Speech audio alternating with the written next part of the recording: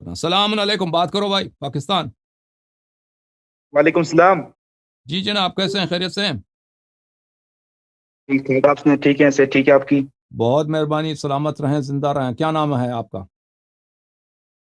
نام میرا خواجہ علی ہے، خواجہ پاکستان بھائی، سے، اسلام آباد سے بات کر رہا خواجہ صاحب، خدا عزت دے آپ کو۔ کیا حکم ہے بھائی، بتاؤ۔ ہوں۔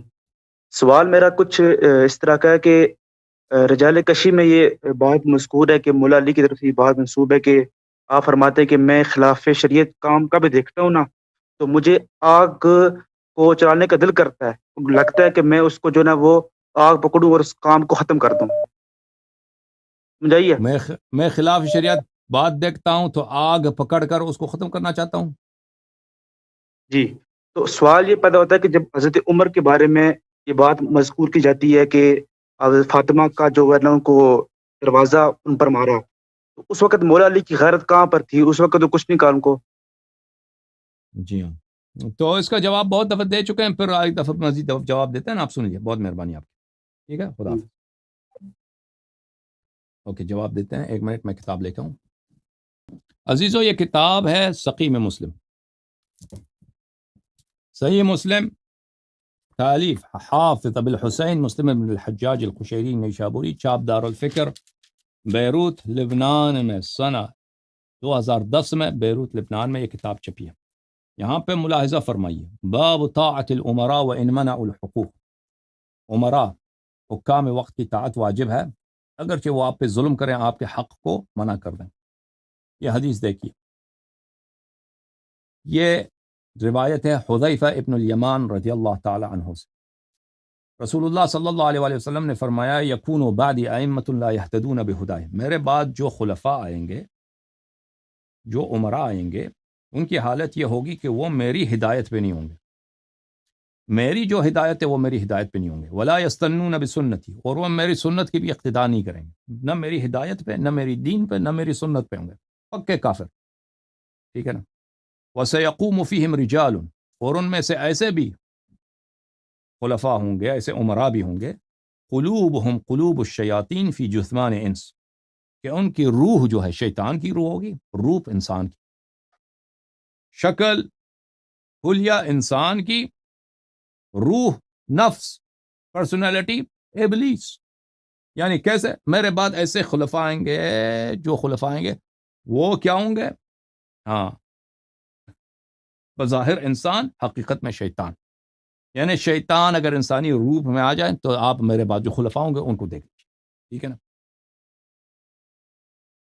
میں نے عرض کیا، یہ جملے تو آپ کے بڑے خطرناک ہیں یا رسول اللہ صلی اللہ علیہ وآلہ وسلم، آپ کے بعد تو بڑی مصیبت ہوگی، تو بہت بڑی مصیبت ہے آپ کے بعد، ہم کیا کریں؟ کیف اصنع یا رسول اللہ ان ادرکت ذلک۔ حذیفہ نے عرض کیا، یا رسول اللہ، میں اس زمانے میں کیا کروں؟ یہ حذیفہ جو ہے، یہ عثمان کی خلافت میں اس کی وفات ہے، تو رسول صلی اللہ علیہ وآلہ وسلم نے اس کو نہیں فرمایا کہ آپ وہ زمانہ نہیں دیکھیں گے، نہیں فرمایا۔ رسول صلی اللہ علیہ وآلہ وسلم نے اس سے فرمایا، تسمع وتطع للامیر وان ضرب ظهرك واخذ مالك فاسمع واطع،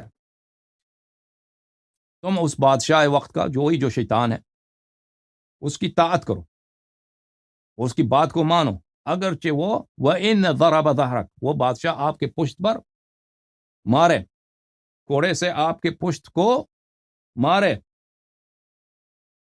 وَأَخَذَ مَالَكَ، اور تیرے مال کو بنا حق وہ چھین لے، پیسہ بھی تیرا چھین لے اور تجھے مارے بھی، اس کی طاعت کرو، فَاسْمَعْ وَأَطِعْ، پر اس کی بات سنو، اس کی طاعت کرو، ٹھیک ہے نا۔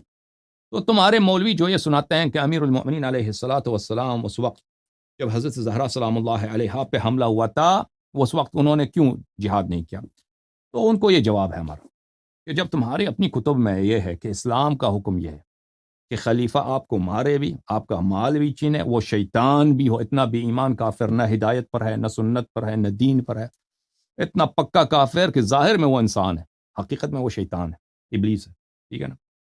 اور ہمارا عقیدہ بھی یہی ہے، خلفائے ثلاثہ کے متعلق ہمارا عقیدہ یہی ہے جو مسلم میں ہے، ٹھیک ہے نا۔ ٹھیک ہے، یہ ہو تم نے جب رسول پاک صلی اللہ علیہ وسلم کا ایک حکم نقل کیا ہے، وہ آپ پہ ظلم بھی کریں تو اس کی اطاعت کرو، اس کی بات سنو. ہم تو نہیں کہتے اس کی بات سنو طاعت کرو، ہم تو کہتے ہیں اگر طاقت نہ ہو تو تقیہ واجب ہے، اس کے خلاف جہاد نہ کرو، ہم یہ کہتے ہیں. اچھا، ہمارے نزدیک جو روایت ہے ملاحظہ فرمائیے کہ امیر المؤمنین علیہ الصلوۃ والسلام نے کیا کام کیا. ملاحظہ فرمائیے عزیزو، یہ کتاب ہے کتاب سلیم بن قیس ہلالی رحمہ اللہ، جز نمبر ثانی، چھاپ قم مقدسہ. یہاں پر یہ حدیث ہے، حدیث نمبر 48، 48واں حدیث. اس حدیث میں تفصیل ہے کہ عمر نے جب حملہ کیا تھا حضرت زہرا سلام اللہ علیہا کے گھر پر، تو امیر المؤمنین علیہ السلام نے کیا کیا تھا. فوثب علی بن ابی طالب علیہ السلام، علی بن ابی طالب علیہ السلام اچھل پڑے. فاخذ بتلابیب عمر، امیر المؤمنین علیہ السلام نے عمر کی کمر، جو ناڑا کی جگہ ہوتے ہیں، ناڑا، اچھا، یہ وہاں سے پکڑ لیا. ثم حزہ، پھر اس کو عمر کو اٹھایا، پھر دے مارا زمین پر.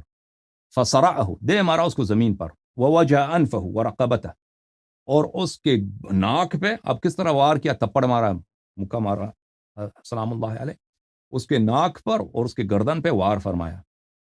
وہم بقتلہ فذکر قول رسول اللہ صلی اللہ علیہ وآلہ ما اوصى به من الصبر والطاعہ. امیر المؤمنین علیہ السلام عمر کو قتل کرتے، لیکن ان کو یاد تھا رسول پاک صلی اللہ علیہ وآلہ وسلم کا فرمان، کہ فرمایا تھا کہ صبر کرو اور ان کے ساتھ جہاد نہ کرنا ان لوگوں کو.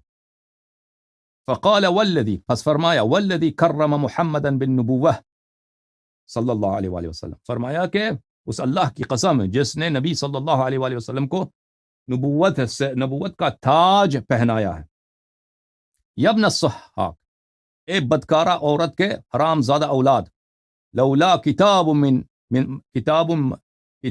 سبق، اگر اللہ کی جانب سے مجھے اللہ کی جانب سے مجھے لیٹر ریٹن آرڈر نہ آتا، اللہ کی جانب سے ریٹن آرڈر نہ آتا، لعلمت انک لا تدخل بیتی، اللہ کی جانب سے میں سے عہد نہ لیا ہوا تھا تو تو آج سیکھ جاتا، میں تجھے سبق سکھاتا کہ تو میرے گھر میں کبھی داخل نہیں ہو سکتا. فارسل عمر یستغیث، عمر کو جب پتہ چل گیا کہ اب مجھے قتل نہیں کر رہا تو چلانے لگا، او مجھے بچاؤ، علی مجھے قتل نہ لے، مجھے بچاؤ، او مسلمانوں آ جاؤ، میرا خون کرنے لگا یہ آدمی. بہت سارے لوگ داخل ہو گئے اس وقت گھر میں، ٹھیک ہے نا.